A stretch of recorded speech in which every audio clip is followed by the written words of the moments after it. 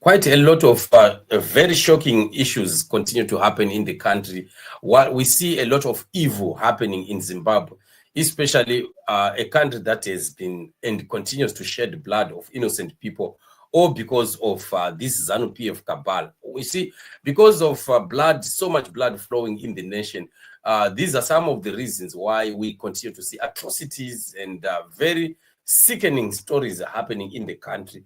Just as this story that we are giving you of a man who kills a whole girlfriend's family, father, mother, the girlfriend herself, the new boyfriend, a friend, and finally he turns the gun on himself. So there were 5 bodies actually that were at one go at one place, which is quite very it's bad stuff, I'm telling you.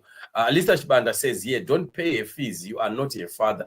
You are just a boyfriend. If a father failed to pay his school fees, then you have no obligation to do it. Pay the fees of your siblings. The issue is about a man called Nyasha Botera, 26, and auraya musikana wake zvese nevabereki vake achibva azviurayawo. Zvakaoma izvezvi vanhu vari kuchema mitumbi mishanu. Mukomana uyu akaendesa musikana wake kuchikoro kubva form 2 kusvika apedze kuuniversity. Nhasi ndo azofonerwa kunzi musikana wako ari kuroorwa mushamba. Mukomana nehasha angosvika achirova vabereki vemusikana nemukomana anga achimuroora, vese varohwa nepfuti. Vamwewo.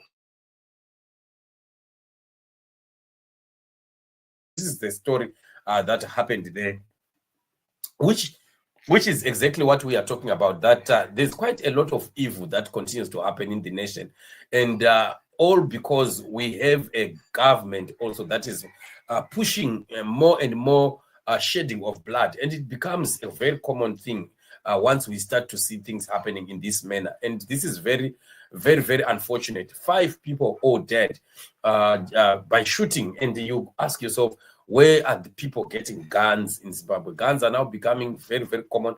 But in most cases, when you see guns involved, it's either the person happens to be a police officer, a CID, a CIO, or something like that. And of course, there are now people that individuals that now have guns in Zimbabwe.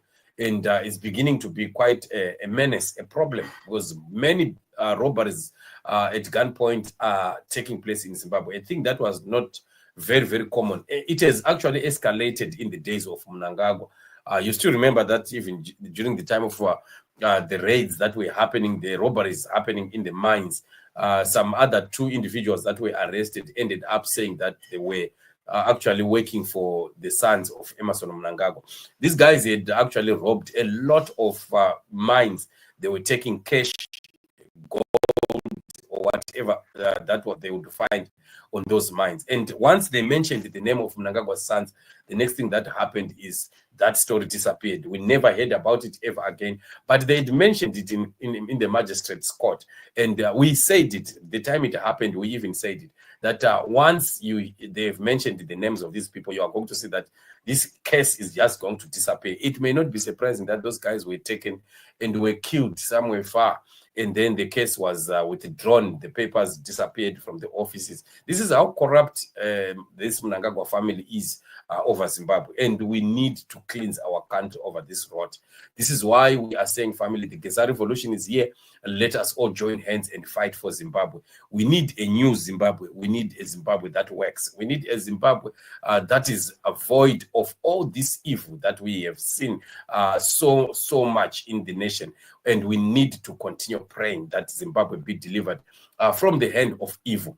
So we are so pained when we see people losing lives just like that, and there is nothing much that is done. And you find that once it's a political issue or politically connected issue, you would find that it dies a natural death, because the police also in Zimbabwe, once they understand that they are politically connected people, they develop cold feet. They don't pursue issues and cases, also because they are also afraid of being victimized. And that is the kind of nation that we are, that even law enforcement are now afraid of the politician, which is not right, which is not supposed to be so. Otherwise, this is the situation that it is. So condolences really to the family that has lost their loved ones. And we continue to say Zimbabweans must learn to solve problems amicably and not to resort to violence. Otherwise, this is what it is. Thank you so much for joining me on the show. Let's meet in the upcoming shows. Remain blessed.